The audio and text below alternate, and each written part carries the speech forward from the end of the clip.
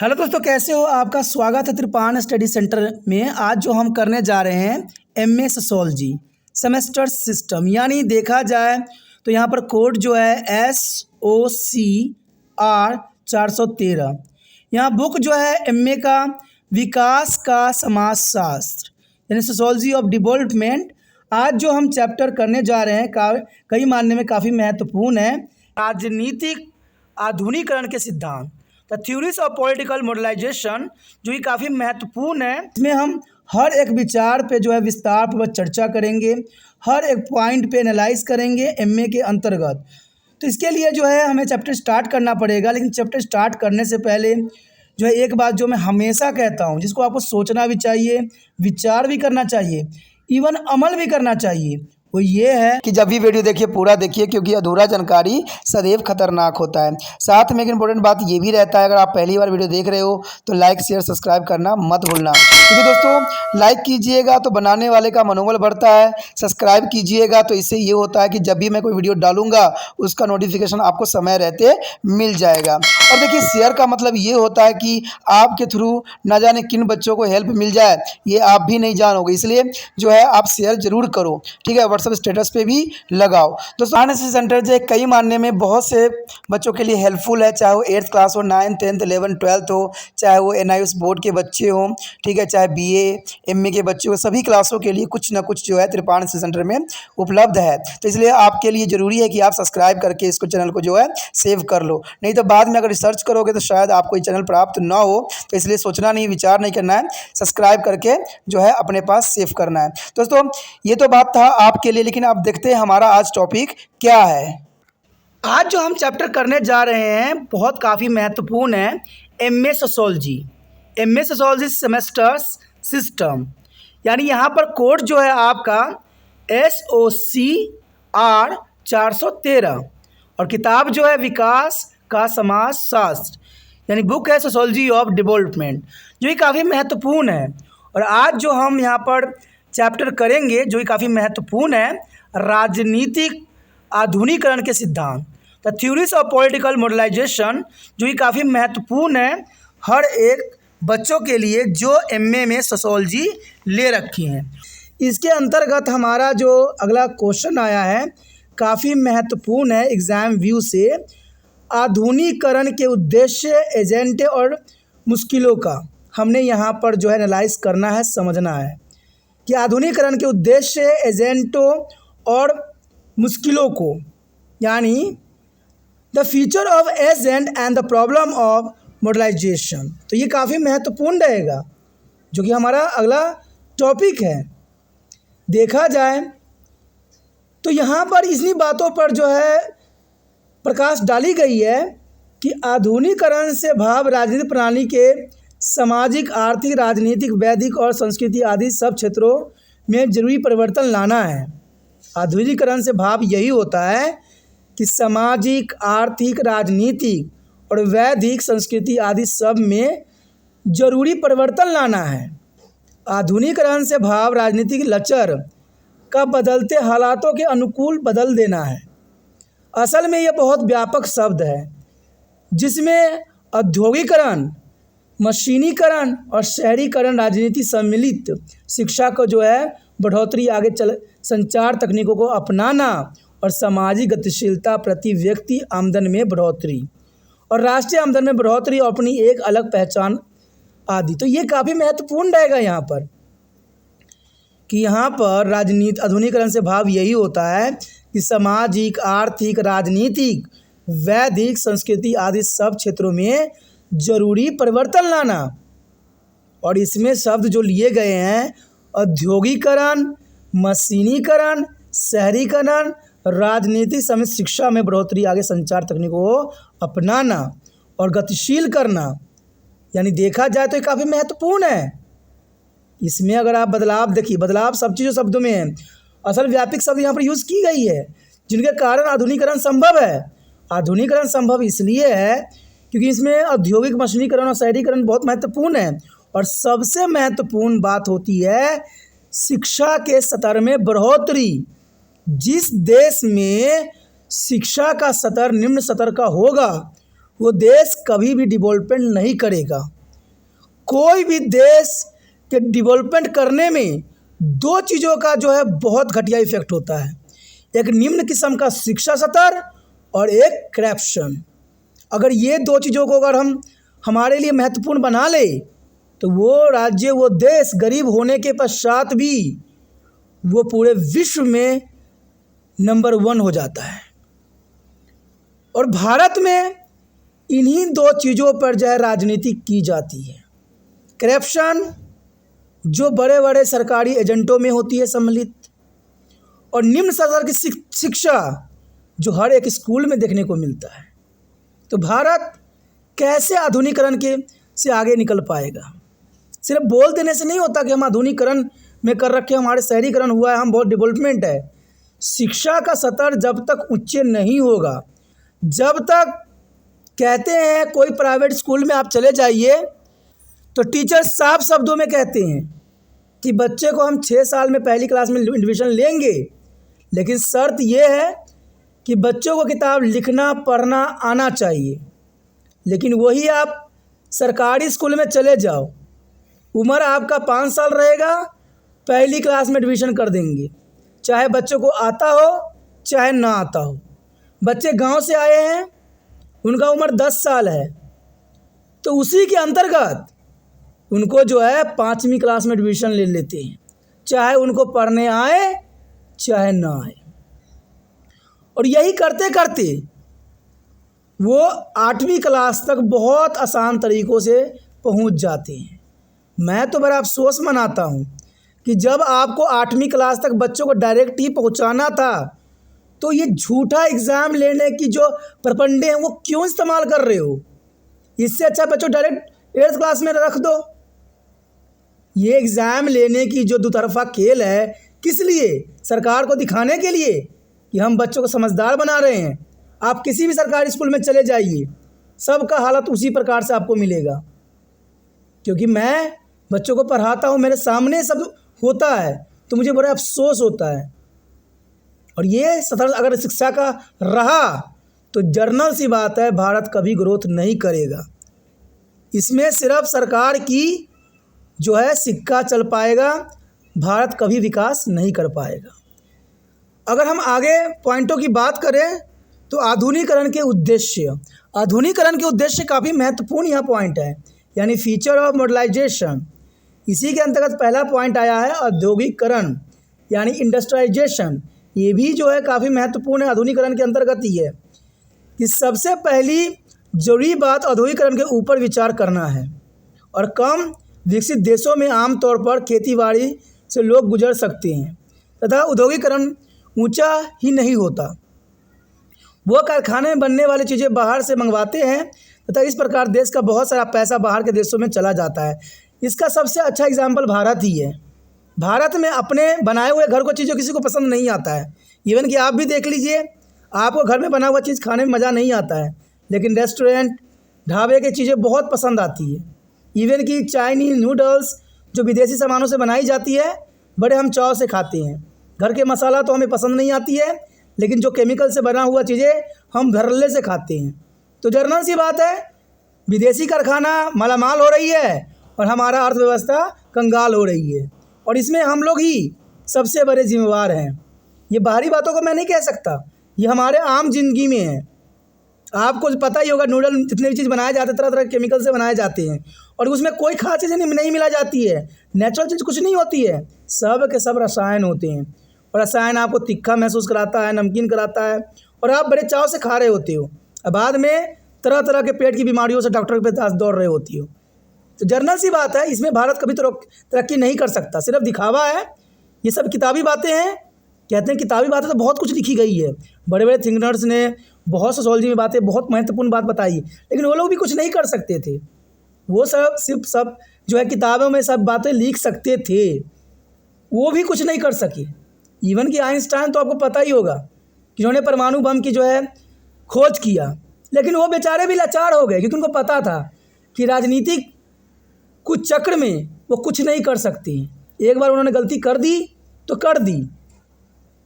उसके पश्चात जब हिरोशिमा नागासाकी पे बम ब्लास्ट किया गया अमेरिका की तरफ से, कहते वो आजीवन आइंस्टाइन कहते राजनीति से दूर रहें और समाज सेवक बन गए। क्या करें वो भी, हम भी इसी चाह में होते हैं, हम भी बहुत कुछ बोल रहे होते हैं कि भाई हमारे समाज में ये नहीं होना चाहिए, वो नहीं होना चाहिए, लेकिन हम कुछ कर नहीं सकते। हम क्या कर सकते हैं? हम अगर किसी को बोलने जाएंगे उल्टे 2 थप्पड़ हमको मारेंगे और हमें भगा देंगे, तो मतलब क्या हुआ? कुछ नहीं हुआ। कहते हैं आज के समय में जिसकी लाठी उसी की भैंस, चाहे वो गलत भी इंसान क्यों ना हो। यही आज संसार का रीति बन गया है, जो सही नहीं है। त्रिपान ऐसे सेंटर इन बातों को हमेशा खंडन करता है कि जो गलत है वो गलत ही है, और कहीं भी गलत हो रहा है इसमें हमें आवाज़ उठाना चाहिए। हम वो नागरिक नहीं हैं जो हम शांत बैठ जाएं। हम वो नागरिक हैं जो हम अलग हैं दुनिया से। हमारी विचारधारा बदल रही है। हमने अंग्रेज़ों को भगा दिए अपनी सोच विचार रखते हुए, क्योंकि अंग्रेज़ को भागने में, सिर्फ अंग्रेज़ को भगाने में एक व्यक्ति का हाथ नहीं था, हर एक भारतवासियों का हाथ था, जिन्होंने अपनी खून पसीना उनको बताया। तो यही बात यहाँ पर भी आता है, जो कि बहुत ज़रूरी है कि हमारे जो है देश के बहुत सारे पैसे जो है बाहर देश में चला जाता है, इसलिए विकसित हो रहे देशों के लिए औद्योगिकरण का बहुत बड़े स्तर पर होना बहुत ज़रूरी है। उसके पश्चात अगली पॉइंट पे अगर हम प्रकाश डालें तो साफ करता है कि तकनीकी तथा मशीनी का प्रयोग, यानी technology and use of the machine, बहुत काफ़ी महत्वपूर्ण है। आज देखा जाए तो बहुत से ऐसे हमने कविता चैप्टर पढ़े हैं जिसमें ये बात कही जाती है कि मशीनों ने इंसानों के हाथ को काट दिया। इसमें कोई दो राय नहीं है, सच्चाई है। जो काम एक व्यक्ति जो है महीनों में करता है, मशीन चंद सेकंडों में कर देता है। तो जनरल सी बात है, उस व्यक्ति का महीने का जो है काम को जो है मशीन ने लॉस्ट कर दिया। लेकिन इससे ये भी फ़ायदा होता है कि बहुत काम सुचारू ढंग से होती है, लेकिन आजकल ये सब भी देखने को नहीं मिलता है। कहते हैं तकनीकी और मशीन का प्रयोग। दूसरी बात, तकनीकी तथा मशीनों का प्रयोग आता है, लोगों ने पुराने ढंग से रहन सहन छोड़कर नए ढंग का रहन सहन अपनाता है। उनका पिछड़ापन तकनीकी तथा मशीनी के द्वारा दूर किया जाता है। अब मशीन जो है हर क्षेत्र में महत्वपूर्ण योगदान दे रहा है, जो कि बहुत काफ़ी महत्वपूर्ण भी है और आज बदलती आधुनिक युग में ज़रूरत भी है। इसी बात को जो है मिस्टर लूवर इवांस ने बहुत साफ शब्दों में इस बात को जो है जिक्र किया कि सरकार तथा प्राइवेट अदारों से रकम किसी भी आर्थिकता में उसकी तकनीकी स्थिति को सामने रखते हुए लगाते हैं। सरकार की अगर फ़ायदे का पक्ष नहीं है तब और पक्षों के बारे में सोचना होता है। प्राइवेट अदारों केवल नए की तरफ ही ध्यान देते हैं। बात सही है कि सरकार भी जो है नए की तरफ ध्यान देते हैं, पुराने की तरफ उनका ध्यान बिल्कुल ही नहीं है। प्राथमिक तकनीक का प्रबंध की आर्थिक विकास के एक नाजुक समस्या होती है। यानी देखा जाए तो काफ़ी महत्वपूर्ण बात है यहाँ। भारी रकम खराब हो सकती है, भारी रकम जो है ख़राब हो सकती है और उसकी योजना बनाने और कार्यशीलता के लिए उचित तकनीक पूर्व नहीं होती है। उपयोग लेखक के अनुसार पैसे की कमी और तकनीकी उन्नति के रास्ते में रुकावट बनती है। जनरल सी बात है, आज पैसे नहीं है तो उन्नति कहाँ से? पैसा है तभी आगे रास्ता भी खुलता है। और जब हम दूसरे देशों से कर्जा लेने लग जाएं तो जनरल सी बात है हमारी अर्थव्यवस्था की कमर टूट जाती है। आधुनिकीकरण तब आता है जब लोग गाड़ियों पर सफ़र छोड़कर मेट्रो में तथा स्कूटरों पर घूमना शुरू कर देते हैं। आधुनिकीकरण तब आता है जब लोग गाड़ियों पर सफ़र छोड़कर मोटरों में जो स्कूटरों में जो है घूमना शुरू कर देते हैं और कारखानों में काम मशीनों द्वारा होती है और घरों में काम कारों के निपटाने के लिए मशीन आ जाती है। और आज ऐसे ही हुआ है, आज हर क्षेत्र में मशीनों का अपना दबदबा है। आज तो कहते हैं गृहिणी भी जो है मशीनों का इतना उपयोग कर रही है कि उसकी आदी हो गई है और 1000 बीमारी भी पाल लिया है। अब हो ही सकता है। अगली पॉइंट की तरफ अगर हम बात करें, जो कि आधुनिकीकरण के उद्देश्य के अंतर्गत आता है, शहरीकरण यानी अर्बनाइजेशन।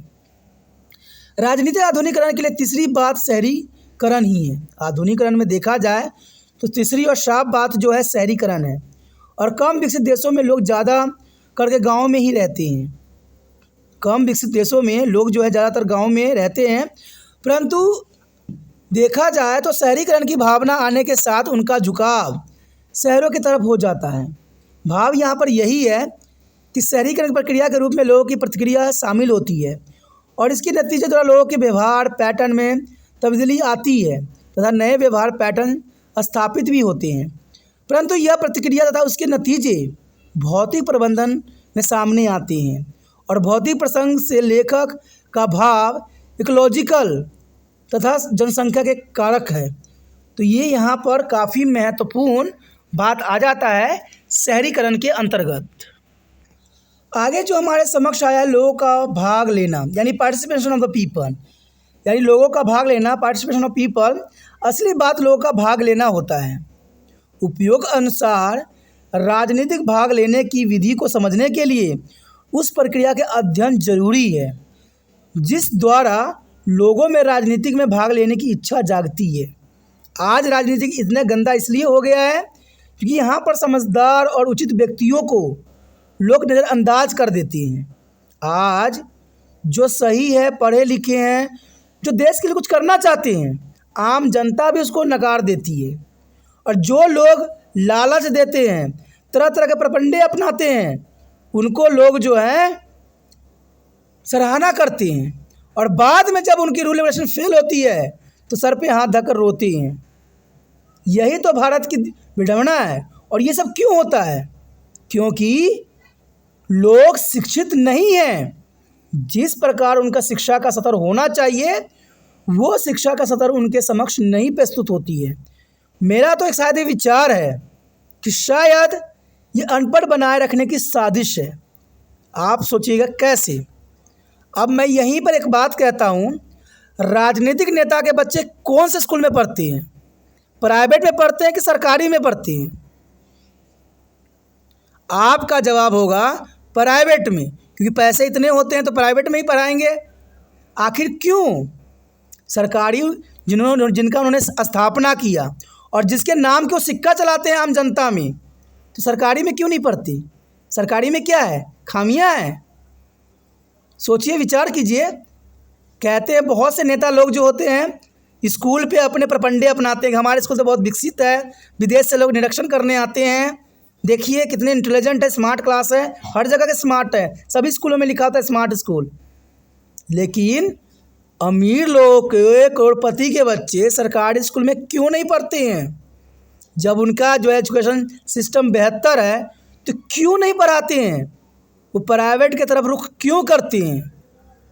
और जब प्राइवेट ही उनके लिए इतना महत्वपूर्ण होता है, प्राइवेट को ही इन्होंने बहुत महत्ता दी होती है, तो वो सरकारी जॉब क्यों करते हैं? बात समझ में आई? उनको चाहिए सरकारी एजुकेशन से दूरी बनाते हैं और प्राइवेट सेक्टरों से वो दूरी बना लेते हैं काम करने में। यही दुनिया का असल है। देखा जाए तो अमीर लोग जो होते हैं बच्चों को प्राइवेट स्कूल में पढ़ाते हैं क्योंकि उनको पता है कि सरकारी स्कूल का एजुकेशन सही व्यवस्था में नहीं है। और उनको ये बात पता है कि सरकारी जॉब में उनको ऐशो आराम छुपी हुई है। इसलिए जितने भी लोग होते हैं सबका विचारधारा एक ही होता है कि राजनीतिक में सीट कहीं न से कहीं प्राप्त करूं और आराम से बैठ के अपना जीवन व्यतीत करूं। देखिए राजनीतिक लोगों की कितनी चापलूसी है कि जितने भी सरकारी जॉब वाले हैं उनका पेंशन ख़त्म कर दिए हैं, और जो मंत्री लोग हैं उनके पेंशन नहीं ख़त्म की गई। तो हो गई ना, जिसकी लाठी उसी की भैंस। यही बात हमारे देश के लिए सबसे बड़ी खतरा है, और ये खतरा बनी रहेगी जब तक आम जनता शिक्षित नहीं होगी पूरी तरह से। अगर आप अपने बच्चों को सिर्फ भेजते हो स्कूल और उनका नहीं पता करते कि उनके ज्ञान का स्तर कितना है, तो समझ जाइए आपका बच्चा जो है अनपढ़ बन रहा है। आज बच्चों में सिर्फ एक ही रूल रेगुलेशन चलता रहा है। मोबाइल ले लेते हैं, बैठ जाते हैं, या टीवी चला लेते हैं, बैठ जाते हैं आराम से। रात भर टीवी देखते रहते हैं, रात भर मोबाइल चलाते हैं। माँ बाप का कोई फिक्र नहीं रहता, न बच्चों को कोई फिक्र है पढ़ाई लिखाई का। जब पेपर आता है तो नकल वकल करके 8वीं तक तो वो पास हो ही जाते हैं। बात आती है 9th क्लास में, तो 9th क्लास में जैसे तैसे जो है निकल ही जाते। प्राइवेट होते हैं तो बच्चे सबको फेल कर देते हैं, और जब पैसा दे देते हैं तो सबको पास कर देते हैं। ये तो कहते हैं हमारे समक्ष हुआ है, इसलिए ये सच्चाई है, इसको तो मैं झुटला ही नहीं सकता। प्राइवेट वाले भी अपना पैसों के लिए गेम खेलते रहते हैं, और ये बड़े बड़े अच्छे स्कूलों में होती, कोई आम बात नहीं है, सब सच्चाई है, इससे आप भाग नहीं सकते। राजनीतिक पार्टी तब पैदा होती है जब प्रत्येक को वोट का अधिकार प्राप्त होता है। राजनीतिक पार्टी के बनने की खुली छूट प्राप्त होती है। नतीजतः हर ग्रुप अपने हक की पूर्ति के संघर्ष का मौका प्राप्त करता है।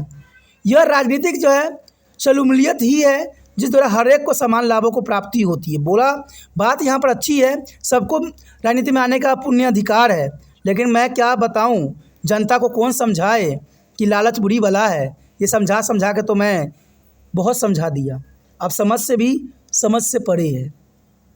कहते हैं समझ समझ के समझ गए हम लोग, लेकिन फिर भी जनता नहीं समझी, क्योंकि इनको तो लालच ही पसंद है। इनको लालच से कोई हटा नहीं सकता, और हटाएगा भी तो एजुकेशन है। पढ़े लिखे व्यक्ति ही सही फैसला ले सकते हैं, ये मेरा विचार है।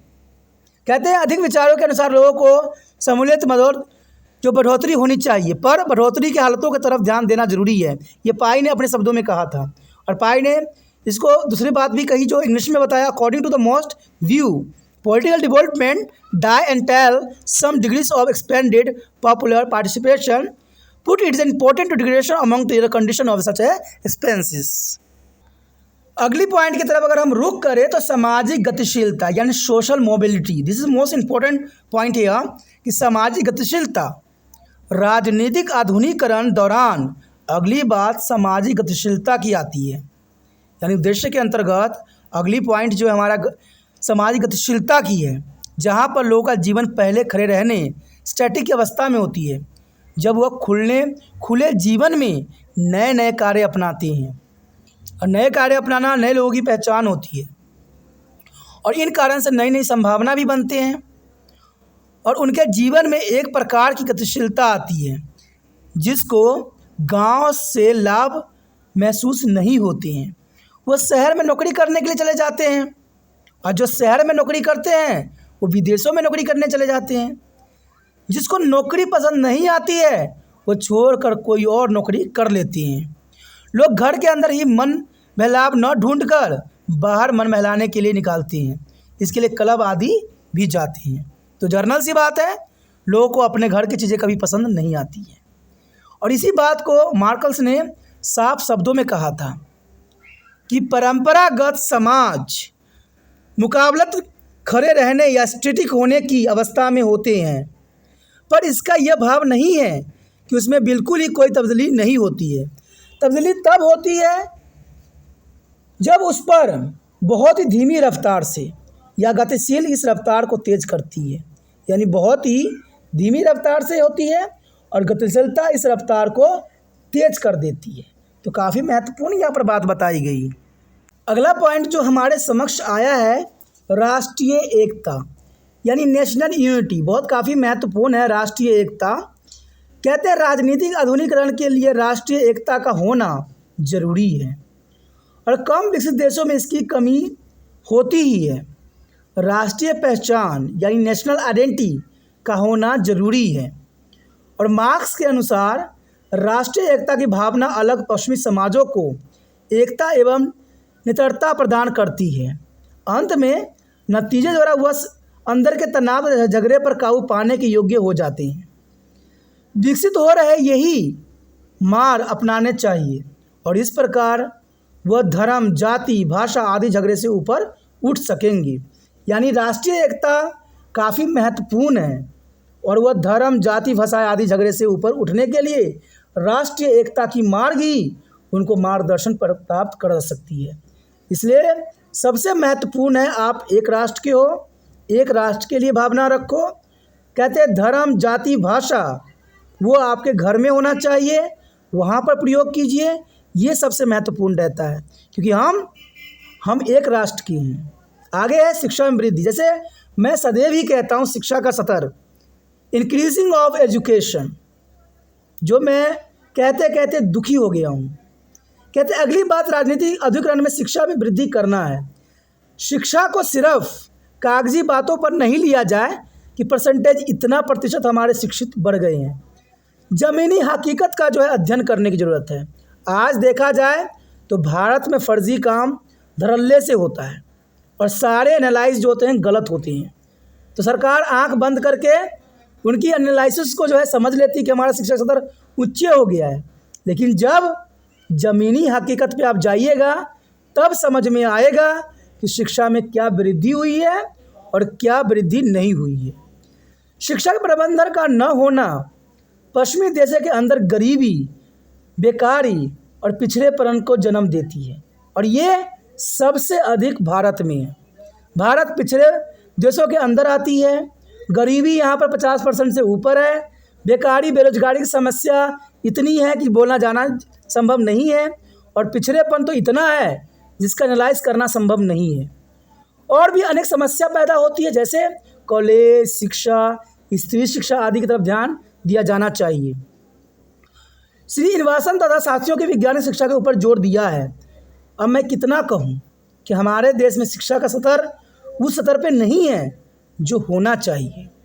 इसी बात को जो है इवांस ने भी अपने शब्दों में कहा था कि यह बात स्पष्ट प्रतीत होती है कि शिक्षा के साथ विज्ञान की शिक्षा तथा बहुत सारी तकनीकी क्रियाओं में सिलसिलाई को बहुत सारे स्तरों पर उस प्रकार विकसित के लिए ज़रूरी है जो कि बहुत से देशों ने राष्ट्रीय उद्देश्य द्वारा नियम किया हुआ है।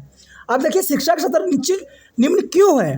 अगर आज के समय में देखें तो आज प्रशासन राज्य है। कई यूटी में देखिए प्रशासन राज्य है जहाँ पर प्रशासन फैसला लेती है।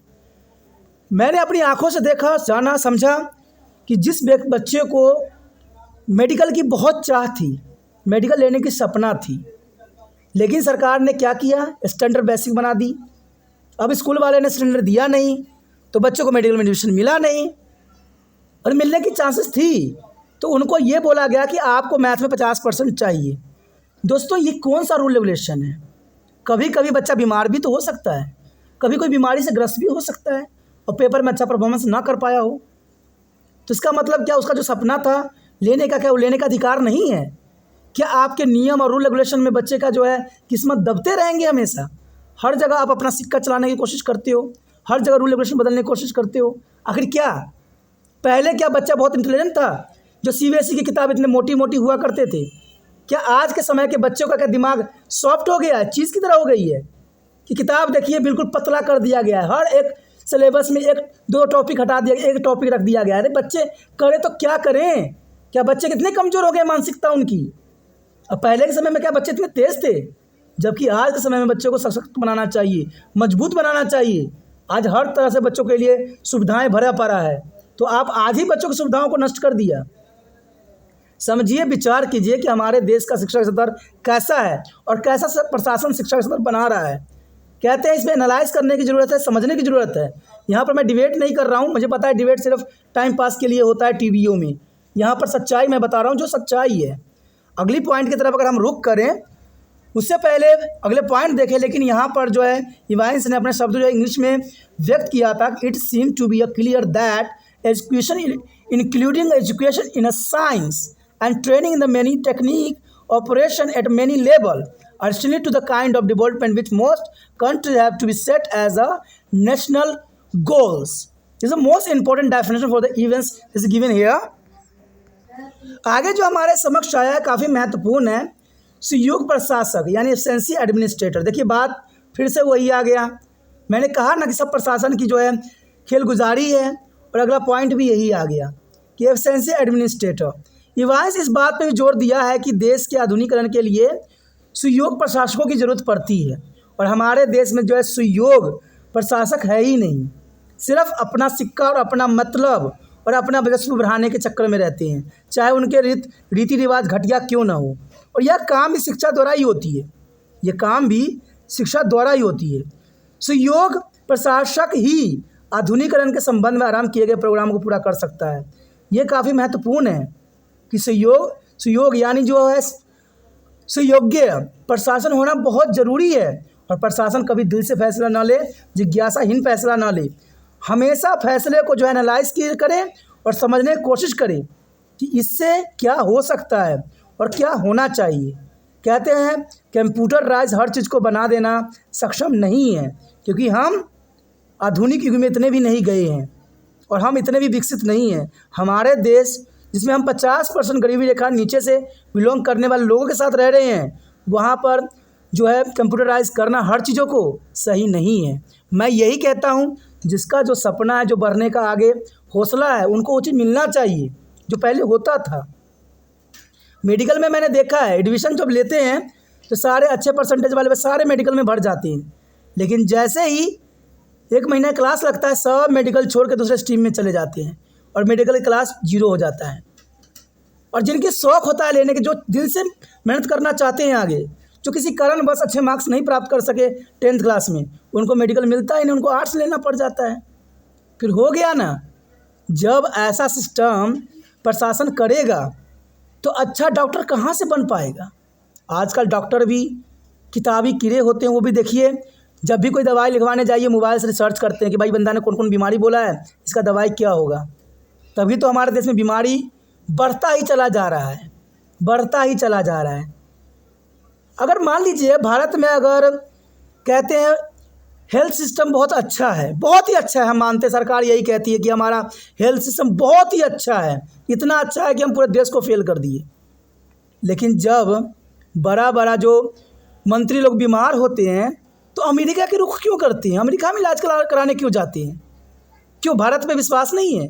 जो स्वास्थ्य उन्होंने बनाया है, जो स्वास्थ्य हेल्थ सेंटर बनाए हैं, क्या उन पर विश्वास नहीं होता उनको। वो सिर्फ आम गरीबों के लिए खून चूसने के लिए बनाया है। फिर अमेरिका इलाज क्यों करने जाते हैं, विदेश में क्यों जाते हो, अपने क्लिनिक में इलाज करवाओ ना। तब मैं मानूं कि आपका स्वास्थ्य सिस्टम बहुत अच्छा है।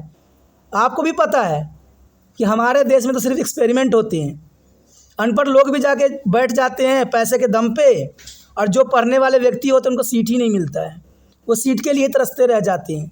जब उनको कोई मौका नहीं मिलता तो छोटा मोटा जो है प्रैक्टिस करने वाले क्लिनिक खोल लेते हैं, छोटा मोटा, क्योंकि उनको तो मौका ही नहीं दिया। आज देखिए, पैसे वाला ही मेडिकल में जा सकता है, पैसे वाला ही डॉक्टरी पढ़ाई कर सकता है। आम गरीब बच्चों से ये 100 किलोमीटर दूर है। आज जो पढ़ना चाहता है, जिसको इंटरेस्ट है, सरकार उसको अलग कर देती, भाई तुम्हें पढ़ने लायक नहीं हो, इसमें तो हमारे बड़े बड़े घर के बच्चे पढ़ते हैं, बड़े बड़े बच्चे आगे बढ़ेंगे। यही भारत की सबसे बड़ी समस्या है। ये बात काफ़ी महत्वपूर्ण भी है। तभी प्रशासन को जो है इन बातों पर जोर देने की ज़रूरत है, और यहाँ पर अच्छे प्रशासन करने की ज़रूरत है। इसलिए सुयोग्य प्रशासन होना काफ़ी महत्वपूर्ण है हर क्षेत्र में। उसके बाद अगला पॉइंट अगर हम देखें जो काफ़ी महत्वपूर्ण है, प्रति जीव आमदन में बढ़ोतरी, पर कैपिटल इनकम, जो कि भारत में बहुत कम है। राजनीतिक आधुनिकीकरण के दौरान लोगों को प्रति जीवन आमदन में भी बढ़ोतरी होनी जरूरी है। यह आधुनिकीकरण, मशीनीकरण, उत्पादन में वृद्धि करनी बहुत वही द्वारा होगी। जनरल सी बात है, अगर हम प्रति जीवन यानी पर कैपिटल इनकम को बढ़ाना चाहते हैं तो यह आधुनिकीकरण और मशीनीकरण के कारण भी होगा, लेकिन इसके लिए लोगों को समझदार बनना पड़ेगा। प्रति जीव आमदन में बढ़ोतरी देश की उन्नति का चिन्ह बनता है, लेकिन भारत में देखा जाए तो जीडीपी का स्तर बहुत ही निम्न कैटेगरी का है, और कई राज्य जो हैं जीडीपी के भी नीचे ग्रोथ कर रहे हैं। जो मैंने एनालाइज किया था पिछला, जब मैंने चैप्टर करवाया था तो उसमें हमने बहुत बारी किससे बात किया था, +2 वालों के चैप्टरों में, ठीक है, क्योंकि आप भी रिसर्च करके देख सकते हो। और भारत और दुनिया के दूसरे देशों के जीडीपी के अंतर्गत कि भारत की स्थिति किस कंडीशन का है, और राज्य के कंडीशन देखोगे तो और भी आपको बुरा दिखेगा। तो ये बहुत ही महत्वपूर्ण बात है कि भारत के जो है आमदनी की बढ़ोतरी जैसे चिन्ह बनती है, लेकिन ऐसा नहीं है। अगर अगली पॉइंट की हम बात करें तो ज़बरदस्त अफसरशाही या स्ट्रॉन्ग ब्यूरोक्रेसी। देखिए, अफसरशाही की बात किया गया तो कहते हैं ना, अफसरशाही भी बहुत काफ़ी महत्वपूर्ण होता है। आज ज़बरदस्त अफसरशाही और ब्यूरोक्रेसी की मांग भी करती है, जो विकसित हो रहे देशों की प्रशासकीय ज़रूरतों को पूरा कर सके। देश के अंदर विकास के पक्ष में कई तरह के नए कानून बनाए जाते हैं, जिसके लागू करना बहुत ज़रूरी होता है। लागू करने के उपरांत लाभों की प्राप्ति भी होती है, तब उपरांत प्रशासक ही इस काम को पूरा तरह से जो है सिरे चढ़ा सकता है, और आधुनिकीकरण विकास के बिना ये संभव नहीं है। कहते हैं आधुनिकीकरण विकास के अंतर्गत ही ये बातें सब संभव हो सकती है। यदि अगले पॉइंट की बात करें तो वो भी काफ़ी महत्वपूर्ण है कि राजनीतिक प्रणाली तथा बाहरी राजनीतिक प्रणाली के बीच संबंध, relation between two political system on outside political system. कहते हैं लोग अपनी राजनीतिक प्रणाली तथा बाहरी राजनीतिक प्रणाली के बीच संबंधों के बारे में जागरूक हों। देखिए, जब तक लोग जागरूक नहीं होंगे अच्छा प्रशासन नहीं हो सकता। वह इन संबंधों को सामने रखते हुए कोई गलत काम न करे, और परंपरा सहयोग से ज़्यादा उन्नति होती है। परंपरा और सहयोग से ज़्यादा उन्नति होती है, और वो आपसे जो है लड़ाई से बचा रहता है। तो ये काफ़ी महत्वपूर्ण है। और अगली पॉइंट की बात करें जो कि काफ़ी महत्वपूर्ण है, क्षमता को बढ़ाना, इंक्रीजिंग ऑफ कैपेसिटी। राजनीतिक प्रणाली की अपनी सामर्थ्य यानी कैपेसिटी बढ़नी चाहिए, जो देश के प्राकृतिक तथा मानवीय साधनों से पूरा लाभ उठा सके, और वह सामने आने वाले चैलेंजों को सामना कर सके। और ये काफ़ी महत्वपूर्ण यहाँ पर बात आता है। आगे का पॉइंट जो कि राजनीतिक आधुनिकरण की मुश्किलें हैं, काफ़ी महत्वपूर्ण है।